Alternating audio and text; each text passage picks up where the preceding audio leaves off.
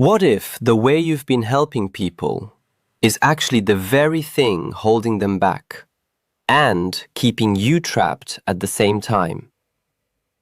Welcome to Monk Motivation, where we explore powerful truths about personal growth, inner freedom, and the courage to let go so both you and others can truly rise.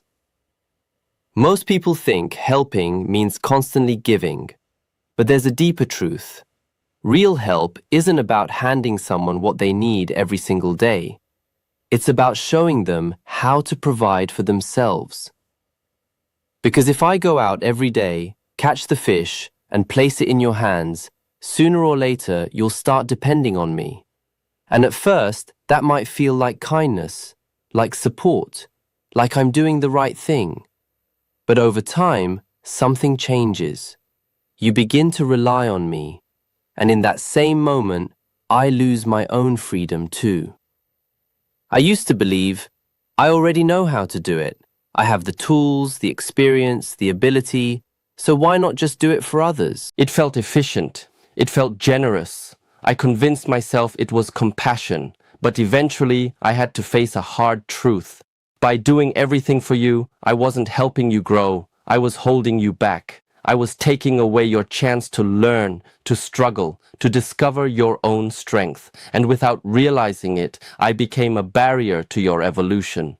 That realization changed everything. Over time, I started to step back. I created distance, not out of anger, not because people hurt me, and not because I stopped caring. In fact, it was the opposite. I created that distance because they mattered to me. I saw clearly that if I truly cared, I had to let them stand on their own. I also realized something about myself. I wanted to be free. And freedom doesn't exist when you're constantly trying to save everyone else.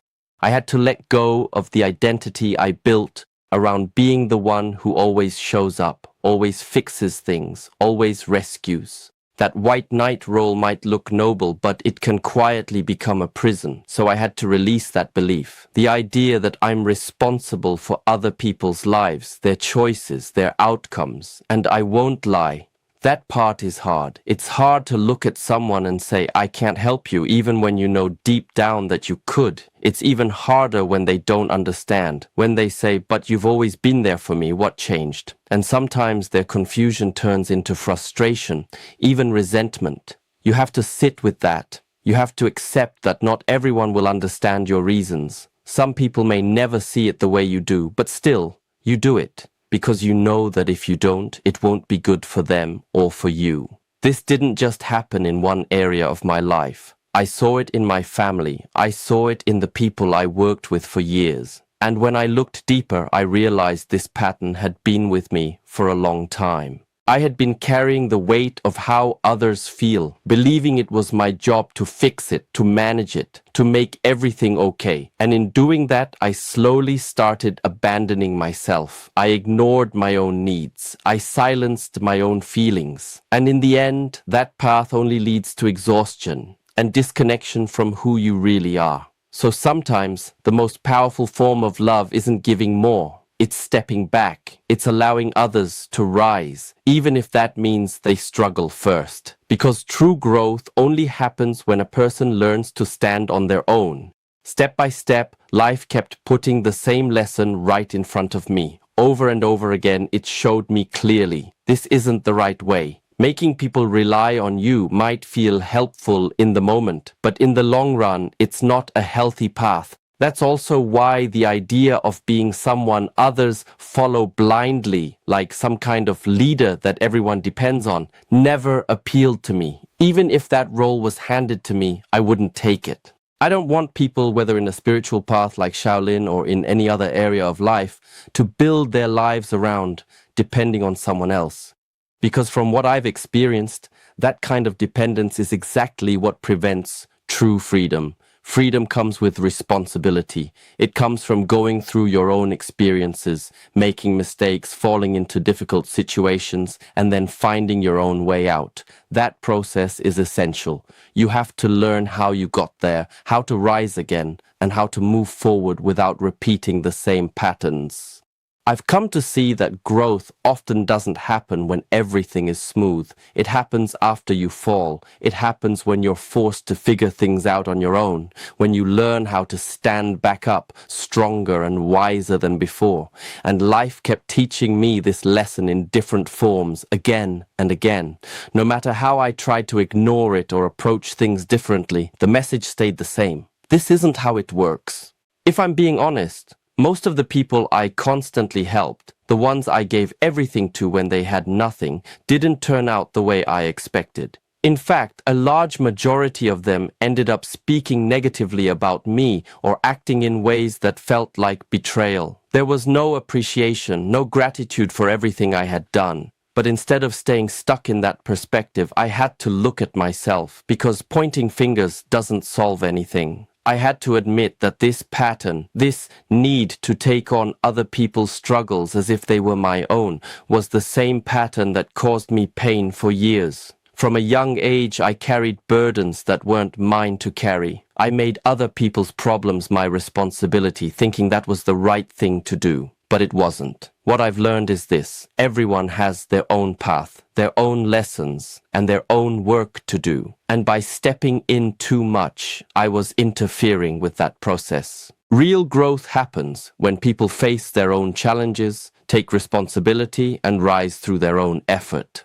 And sometimes the best thing you can do for someone is to let them figure it out on their own. There's a subtle difference between helping someone and interfering with their growth, and most people don't notice it until they've gone too far. On the surface, constant support looks like love, loyalty, and generosity. But underneath, it can slowly turn into control, attachment, and even avoidance on both sides. The one receiving help avoids responsibility, and the one giving help avoids facing their own inner gaps by staying busy fixing others. When you always step in, you remove the natural consequences that are meant to teach. Struggle is not a flaw in life's design. It's part of the process. Without it, people don't develop resilience, decision-making ability, or self-trust. They don't learn how to sit with discomfort or how to move through uncertainty. And those are the exact qualities that create independence and strength. At the same time, being the one who always helps can feel powerful. It gives a sense of purpose. It makes you feel needed. But that feeling can quietly become addictive. You start tying your identity to being the one others rely on. And when that happens, you stop asking a very important question. Am I helping them grow, or am I making myself necessary? There's also an emotional cost that builds over time. When you give too much without balance, you begin to feel drained, unseen, and even resentful. You may expect appreciation or loyalty in return, even if you don't say it out loud. And when that appreciation doesn't come, it creates disappointment, not because people are always ungrateful, but because the dynamic itself was never healthy to begin with. It was built on imbalance. Another layer to this is boundaries. Many people avoid setting boundaries because they fear being misunderstood, rejected, or seen as selfish. But without boundaries, relationships lose their structure. They become one-sided, where one person carries the weight and the other leans on it. Boundaries are not about pushing people away. They're about creating space where both individuals can stand on their own feet. Letting go of this pattern requires a shift in perspective. Instead of asking, how can I fix this for them? The question becomes, how can I support them without taking away their responsibility? Sometimes that means offering guidance instead of solutions. Sometimes it means saying less, not more. And sometimes it means stepping back completely and allowing the other person to face their situation without your intervention. This can feel uncomfortable at first, especially if you're used to being the dependable one. You may feel guilt or question whether you're doing the right thing. But discomfort is part of change. Just like others need space to grow, you also need space to redefine your role and reconnect with yourself. There's also a deeper realization that comes with this. You are not responsible for saving anyone. People change when they are ready, not when you are ready for them to change. You can guide, inspire, or support, but you cannot walk the path for them. And trying to do so only delays both your growth and theirs. At its core, this is about freedom, not just your freedom, but theirs as well. True connection doesn't come from dependency. It comes from two independent individuals choosing to stand together, not because they need each other to survive, but because they genuinely want to share the journey. When you step out of the role of constantly rescuing others, you create space for something more real. You allow people to discover their own strength. And at the same time, you reclaim your own energy, your own direction, and your own sense of self. And in that space, something important happens. You stop carrying what was never yours to begin with. You stop living through others' struggles, and you start living your own life with clarity, balance, and intention. There's also a deeper psychological layer behind this pattern that often goes unnoticed.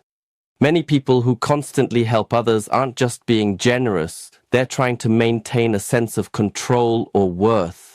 When you become the problem solver, you always have a place in people's lives. You feel needed, and that need can feel like connection. But being needed is not the same as being valued. One is dependency, the other is respect. When someone depends on you for everything, they don't truly see you. They see what you provide, and that creates a fragile bond. The moment you stop giving, the relationship shifts or even breaks. That's why so many people feel shocked when those they helped the most turn away or become negative toward them. It feels like betrayal, but in reality, the foundation was never stable. It was built on what you did for them, not who you were. Another important part of this is learning to tolerate seeing others struggle. That's not easy. Watching someone you care about go through difficulty can trigger the urge to step in immediately. But growth often requires discomfort. If you remove that discomfort too quickly, you interrupt the learning process. It's like trying to help a butterfly out of its cocoon. It might seem kind, but it actually weakens the butterfly and prevents it from flying. There's also a lesson in trust. Not just trusting others, but trusting life itself. Trusting that people are capable of figuring things out, even if they stumble. Trusting that mistakes are not the end, but part of the path. And most importantly, trusting that you don't have to control every outcome for things to turn out the way they're meant to. This shift also forces you to face yourself more honestly. When you're no longer distracted by fixing other people's lives, you're left with your own thoughts, your own emotions, your own direction. And that can feel uncomfortable, especially if you've been avoiding it for a long time. But it's also where real growth begins, when your energy is no longer scattered outward, but grounded inward. Over time, your relationships start to change. Some people may drift away because they were used to the old version of you. Others may resist the change because it challenges their comfort. But the relationships that remain, or the new ones that come, will be more balanced. There will be mutual respect, not silent expectation. Support will still exist, but it will come from a place of strength, not obligation. You also begin to understand that helping doesn't mean doing everything for someone. Sometimes the most powerful help is clarity. It's asking the right question instead of giving the answer. It's pointing someone in a direction and letting them walk it themselves. That way, whatever they achieve becomes theirs, not something borrowed from you. There's a quiet strength in stepping back. It doesn't look dramatic and it doesn't always get recognized, but it creates space for others to grow and for you to breathe. It allows life to move naturally without constant interference. And eventually you realize something simple but powerful. Your role is not to carry people, but to walk beside them when appropriate and to step away when necessary. That balance is where both independence and connection can exist at the same time. In the end, the real lesson is simple but not easy to live by. True support is not about constantly giving, fixing, or carrying others. It's about allowing them the space to grow into their own strength. When you make people dependent on you, you limit both their freedom and your own. But when you step back, even when it feels uncomfortable, you give them the opportunity to learn, to struggle, and to rise on their own. At the same time, you free yourself from the weight of responsibility that was never truly yours. You stop losing yourself in other people's lives and start reconnecting with your own path. Not everyone will understand this shift, and some may even walk away, but that's part of the process. Because in the end, real growth, real strength, and real freedom come when each person learns to stand on their own. And sometimes the most powerful way to help is to let go. If this message spoke to you, don't forget to like, subscribe, and hit the bell icon so you never miss a moment of monk motivation. And if you truly understand the power of letting go, comment "I choose freedom" below.